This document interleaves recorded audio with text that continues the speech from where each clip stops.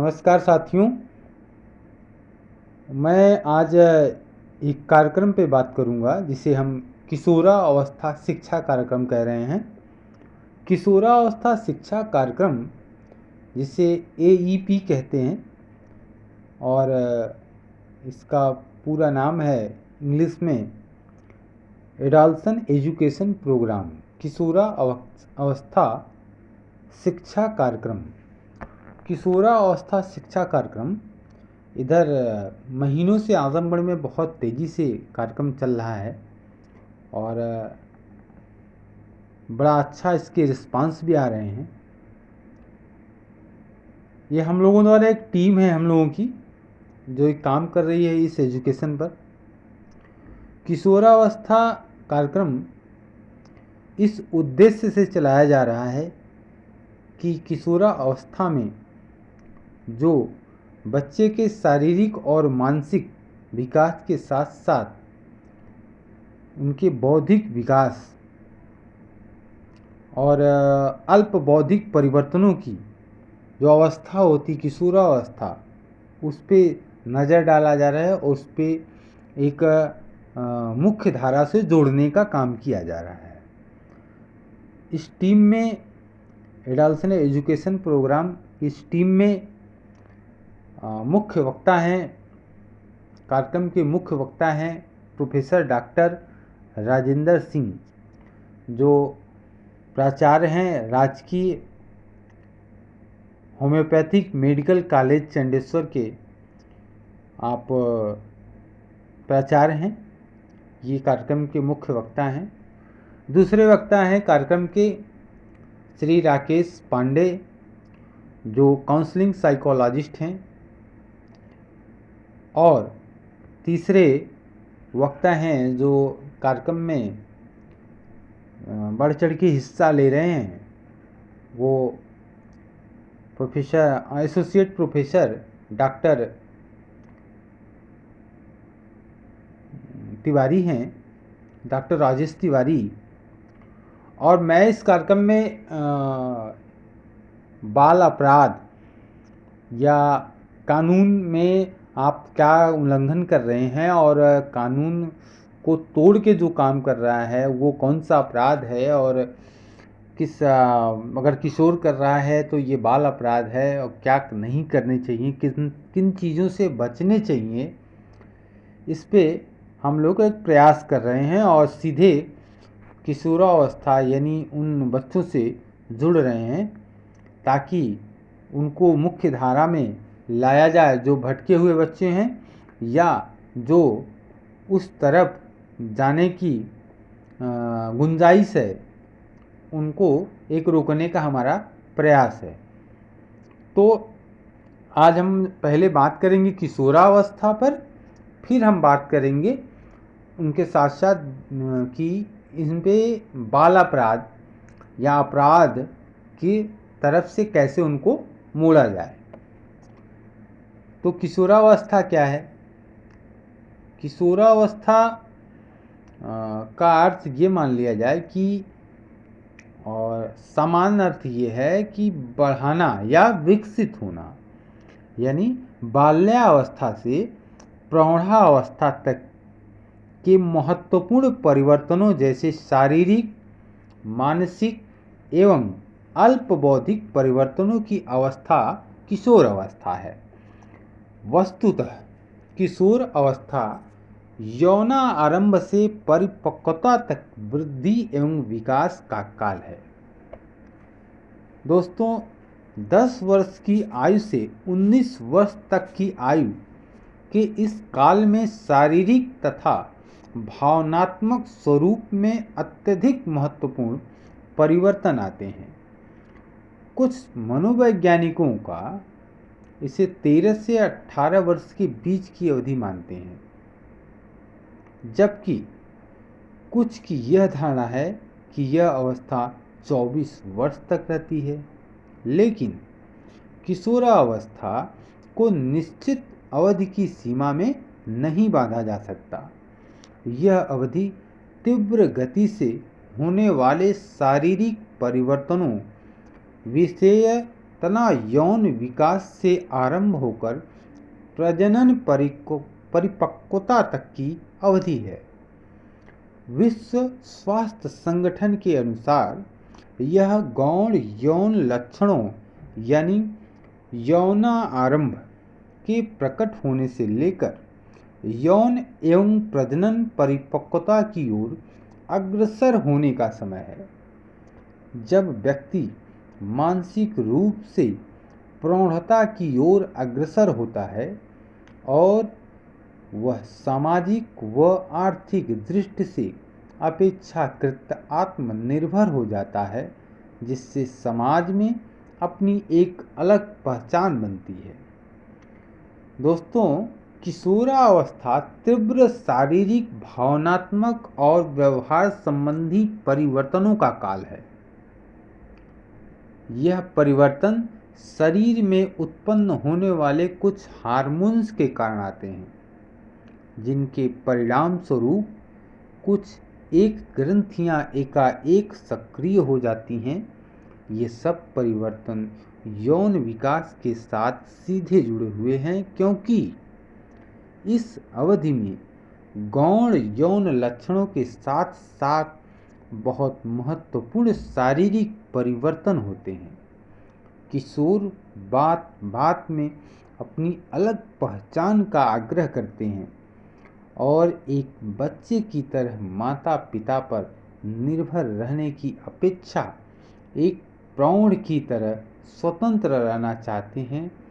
वे अपने माता पिता से थोड़ा दूरी बनाना शुरू कर देते हैं और अपने सम आयु समूह में ही अधिकतर समय व्यतीत करने लगते हैं। यौन उत्सर्गिता के कारण वे विपरीत लिंग और आकर्षित होते हैं।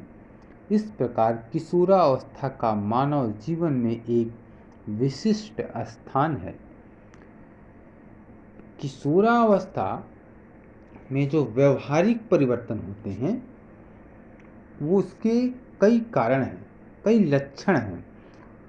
परिवर्तनों के कारण, कुछ व्यवहारिक परिवर्तन जो हैं उनके कारण किशोरों के व्यवहार में कुछ लक्षण उजागर होते हैं। उसको हम बताने की कोशिश करते हैं और बताने जा रहे हैं। पहला है स्वतंत्रता। किशोर शारीरिक, मानसिक और सामाजिक परिपक्वता की प्रक्रिया से गुजरते हुए स्वतंत्र रहने की प्रवृत्ति जागृत होती है उसमें, जिसमें वे अपने आप को प्रौढ़ समाज से दूर रखना आरंभ करते हैं। जैसे बुजुर्गों यानी जो प्रौढ़ हैं और उनमें उनकी जो सोच है, उनकी सोच में काफ़ी अंतर विरोध होता है और द्वंद्व की स्थिति होती है। द्वंद्वात्मक स्थिति होने के कारण ये स्थितियाँ आती हैं। आधुनिक युग का किशोर अलग रूप से ही अपनी संस्कृति का निर्माण करना चाहता है, जिसे उप संस्कृति का नाम दिया जा सकता है। यह उप संस्कृति धीरे धीरे समाज में विद्यमान मूल संस्कृति को प्रभावित करती है। दूसरा लक्षण है पहचान। किशोर हर स्तर पर अपनी अलग पहचान बनाने के लिए संघर्ष करते हैं। वे अपनी पहचान बनाते रखने के लिए लिंग भेद तथा अपने को अन्य से उच्च एवं योग्य दर्शाने का भरपूर प्रयास में होते हैं। तीसरा लक्षण है घनिष्ठता। किशोरावस्था के दौरान कुछ आधारभूत परिवर्तन होते हैं। ये परिवर्तन अधिकतर यौन संबंधों के क्षेत्र के होते हैं। किशोरों में अचानक विपरीत लिंग के प्रति रुचि उत्पन्न होती है। वे आकर्षण एवं प्रेम के मध्य अंतर स्पष्ट नहीं कर पाते और मात्र शारीरिक आनंद एवं संतुष्टि के लिए सदैव भटके रहते हैं। समन्वय, समूह पर निर्भरता। अपनी पहचान एवं स्वतंत्रता को बनाए रखने के लिए किशोर अपने माता पिता के भावनात्मक बंधनों को त्याग कर अपने मित्रों के साथ ही रहना पसंद करते हैं, परंतु समाज लड़के लड़कियों के स्वतंत्र मेल जोल को स्वीकृति नहीं प्रदान करता। किशोर का प्रत्येक वर्ग अपने लिंग से संबंधित एक अलग समूह बनाकर अलग से रहना पसंद करता है। इस तरह की गतिविधियां उन्हें समयावय समूह पर निर्भर रहने के लिए प्रोत्साहित करती हैं। यहीं से ही वे अपने परिवर्तित व्यवहार के प्रति समर्थन एवं स्वीकृति प्राप्त करते हैं। अगला लक्षण है बुद्धिमता। बौद्धिक क्षमता का विकास भी किशोरों के व्यवहार से प्रदर्शित होता है। उनमें तथ्यों पर आधारित सोच समझ एवं तर्कशील निर्णय लेने की क्षमता उत्पन्न होती है। ये सभी कारण उनमें आत्मानुभूति को विकास करते हैं।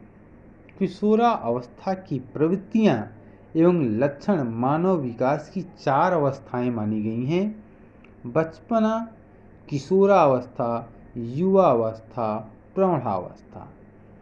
यह विकास शारीरिक, मानसिक और सामाजिक रूप में होता रहता है। किशोरावस्था सबसे अधिक परिवर्तनशील अवधि है। किशोरावस्था के बहुत सारे लक्षण हैं। पहला, शारीरिक परिवर्तन जो होता है। किशोरावस्था में तीव्रता से शारीरिक विकास और मानसिक परिवर्तन होते हैं। विकास की प्रक्रिया के कारण अंगों में भी परिवर्तन आता है, जो व्यक्तिगत प्रजनन परिपक्वता को प्राप्त करते हैं। इनका सीधा संबंध यौन विकास से है। कि मनोवैज्ञानिक परिवर्तन जो होते हैं, वो किशोरावस्था मानसिक, भौतिक और भावनात्मक परिपक्वता के विकास को भी अवस्था है। ये एक किशोर छोटे बच्चे की तरह किसी दूसरे पर निर्भर रहने की अपेक्षा वह किसी प्रौढ़ व्यक्ति की तरह स्वतंत्र रहने की इच्छा प्रकट करता है। इस समय किशोर पहली बार तीव्र यौन इच्छा का अनुभव करता है। इसी कारण विपरीत लिंग के प्रति आकर्षित रहता है। इस अवस्था में किशोर मानसिक तनाव से ग्रस्त रहता है। यह अवस्था अत्यंत संवेदनशील मानी गई है। और मैंने जैसा कि आपको बताया कि अपराध होने की, यानी यौन उत्पीड़ना किसी को देना, और ज़्यादा चांसेस होते हैं कि इस एज में इस तरह के व्यवहार के कारण, मनोवैज्ञानिक परिवर्तन होने के कारण उनसे गलतियां होती हैं जिन्हें समाज और कानून इजाज़त नहीं देता है, और वो जो अपराध करते हैं वो अपराध बाल अपराध की श्रेणी में आता है। अब सामाजिक परिवर्तन की बात करें तो सामाजिक और सांस्कृतिक परिवर्तन क्या है। किशोर में सामाजिक सांस्कृतिक मेल जोल के फलस्वरूप कुछ और परिवर्तन भी आते हैं। सामान्यतया समाज किशोरों की भूमिका को निश्चित रूप से परिभाषित नहीं करता। फलस्वरूप किशोर बाल्यावस्था और प्रौढ़ावस्था के मध्य अपने को असमंजस की स्थिति में पाते हैं। उनकी मनोवैज्ञानिक आवश्यकताओं को समाज द्वारा महत्व नहीं दिया। अब बात ये आती है कि किशोर यह तय नहीं कर पाता कभी कभी कि वह प्रौढ़ बनना चाहता है, वो अपना बिहेव प्रौढ़ की तरह करना चाहता है या एक बच्चे की तरह करना चाहता है। वह निश्चित नहीं कर पाता। जब किसी बच्चे द्वारा ऐसा किया जाता है जो तनाव की स्थिति में होता है, संघर्ष कर रहा होता है, और इस असमंजस के कारण वह सामाजिक और सांस्कृतिक परिवर्तन उसके अंदर होते हैं। अब मैं बात करूं अपराध की, तो किशोर यानी जब किसी बच्चे द्वारा कोई कानून विरोधी या समाज विरोधी कार्य किया जाता है तो किशोर अपराध या बाल अपराध कहते हैं। कानूनी दृष्टिकोण से बाल अपराध 8 वर्ष से अधिक तथा 16 वर्ष से कम आयु के बालक द्वारा किया गया होता है। कानूनी विरोधी कार्य जिसे कानूनी कार्रवाई के लिए बाल न्यायालय के समक्ष बालक उपस्थित होता है, किया जाता है। भारत में बाल न्याय अधिनियम 1986 संशोधित 2000 के अनुसार 16 वर्ष तक की आयु के लड़कों एवं 18 वर्ष तक की आयु की लड़कियों के अपराध करने पर बाल अपराधी की श्रेणी में सम्मिलित किया गया है। बाल अपराध की अधिकतम आयु सीमा अलग अलग राज्यों में अलग अलग है। इस आधार पर किसी भी राज्य द्वारा निर्धारित आयु सीमा के अंतर्गत बालक द्वारा किया गया कानून विरोधी कार्य बाल अपराध है। केवल आयु ही बाल अपराध के निर्धारित नहीं करती, इसमें अपराध की गंभीरता भी महत्वपूर्ण पक्ष है। 7 से 16 वर्ष का लड़का तथा 7 से 18 वर्ष की लड़की द्वारा कोई भी ऐसा अपराध न किया गया हो जिसके लिए राज्य मृत्युदंड अथवा आजीवन कारावास देता है, जैसे हत्या, देशद्रोह, घातक आक्रमण आदि हों, तो वह बाल अपराधी मानी जाएगा।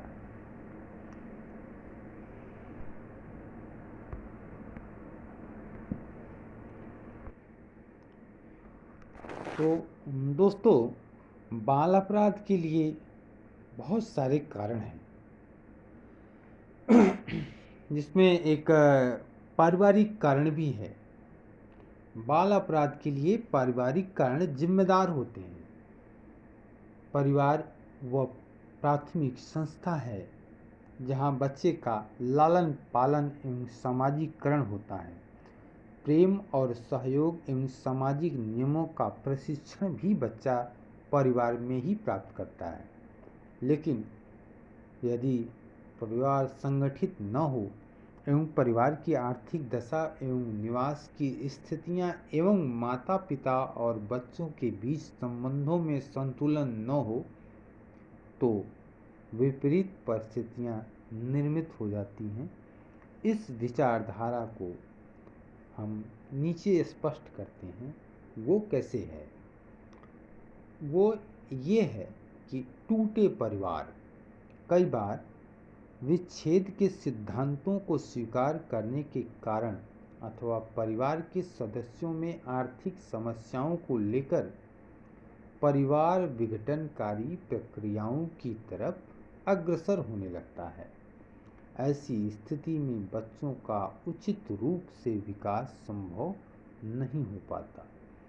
ऐसी स्थिति में कई बार बच्चे बाल अपराधों की तरफ अग्रसर होने लगते हैं। तो दोस्तों, हमें इन कारणों पे भी ध्यान देना चाहिए कि हमारे बच्चों में क्या मैं और मेरा परिवार इसका कारण बन रहा है कि हो सकता है अगर इसमें सुधार न करें तो बच्चा बाल अपराध की तरफ जा सकता है। दूसरे कारण जो हैं वो अनैतिक परिवार। प्रायः ये देखा गया कि बहुत से परिवारों में नैतिकता के सिद्धांतों का महत्व नहीं दिया जाता। माता पिता एक तरफ अपने कार्यालयों में व्यस्त रहते हैं तो दूसरी तरफ बच्चे सड़कों पर घूमते हुए नजर आते हैं, असामाजिक क्रियाओं की तरफ बढ़ने लगते हैं। इसके अलावा अगर परिवार में जीवन साथी यौन संबंध स्थापित करने में सावधानियां नहीं बरतते तब बच्चे आपराधिक क्रियाओं की तरफ बढ़ सकते हैं। तीसरा कारण है त्रुटिपूर्ण अनुशासन, यानी बाल अपराध शास्त्रियों का यह कहना है कि बाल अपराधों को बढ़ाने में परिवारों में अनुशासनहीनता की व्यवस्थाओं का भी होना है। बहुत से माता पिता बच्चों के पालन पोषण में विशिष्ट तरह के मनोवैज्ञानिक सिद्धांतों का पालन नहीं करते, या वे बच्चे बहुत सजाएं देते हैं। ऐसी स्थिति में बालकों में असामाजिक प्रवृत्तियों को प्रोत्साहन मिले बगैर नहीं रहता। तीसरा कारण कि सौतेले माता पिता का व्यवहार। माता पिता या संरक्षकगण अपने बच्चों के साथ असामान्यताओं का व्यवहार करते हैं। इक्वालिटी नहीं रहती है। किसी बच्चे की तो अत्यधिक प्रशंसा करते हैं तो कहीं दूसरे बच्चे का परिहास, उपेक्षा करते हैं। ऐसी स्थिति में बच्चों में हीनता तथा निराशा की भावनाएं पैदा हुई और वो हीन भावना का शिकार हो जाता है। ऐसे बच्चे आरंभ में तो परिवार के नियमों का उल्लंघन करते ही हैं, बाद में समाज के नियमों का, फिर कानून के नियमों का विरुद्ध काम करते हैं और ये सब करने में उन्हें ज़रा भी हिचकिचाहट का एहसास नहीं होता, वो निडर हो जाते हैं। तो निडर होना तो ठीक है, लेकिन ऐसी निडरता जो कानून और समाज भरोसा न करे या उनका उल्लंघन करते हों, तो ये उन माता पिता के लिए, उन बालकों के लिए उचित नहीं है। आर्थिक कारण भी उत्तरदायी हैं इसके बाल अपराध के। आर्थिक परिस्थितियों और बाल अपराध में घनिष्ठ संबंध है। अधिकांश बाल अपराधी वे बच्चे होते हैं जिनके माता पिता की आर्थिक स्थिति ठीक नहीं होती। कभी कभी ऐसे घरों में माता पिता स्वयं अपराध में लिप्त होते हैं, मजबूरियां हैं, हो सकते हैं। उनके बच्चे उस व्यवहार का अनुकरण कर लेते हैं, यानी हर माता पिता, यानी कोई बच्चा है, उसका पिता उसके लिए आदर्श होता है और उसका पिता जो कर रहा होता है वो बालक भी उसी का अनुकरण करता है। इसके अलावा निर्धनता की स्थिति में बच्चे की आवश्यकताएं पूरी न हो पाती हों, वह संतोष उनके अंदर कुंठा पैदा करता है और ऐसी स्थिति में बच्चा अपनी इच्छाओं की पूर्ति के लिए चोरी एवं अन्य अपराधों की तरफ बढ़ने लगता है। स्वास्थ्य मनोरंजन के साधनों का अभाव भी एक कारण है। हर व्यक्ति कार्य के बाद मनोरंजन चाहता है और मनोरंजन सिर्फ व्यतीत करने या दिन बहलाने का साधन मात्र ही नहीं, बल्कि व्यक्ति के संतुलित विकास का भी एक अच्छा साधन है, संसाधन बन गया है। और कुछ विद्वान कहते हैं कि जो लड़का खेल हेतु सड़कों अथवा गलियों का प्रयोग करता है वह उतना दोषी नहीं जितना कि वह समुदाय जो खेल कूद के साधनों की व्यवस्था नहीं करता। स्वास्थ्य मनोरंजन के साधनों की कमी से बालकों का ध्यान कई तरह की शरारतों की तरफ जाता है और वो शरारत एक दिन उसको अपराधी बना देती है और वो बाल अपराधी हो जाता है। इसकी सांस्कृतिक कारण भी हैं।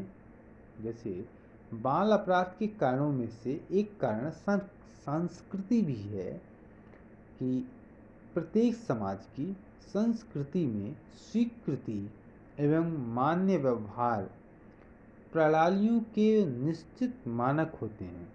इनके अनुरूप आचरण से समूह में समायोजन की प्रक्रिया विकसित होती है, लेकिन जब सांस्कृतिक प्रतिमानों के विपरीत आचरण विकसित होता है तो समूह में कुसमायोजन की प्रक्रिया पनपने लगती है।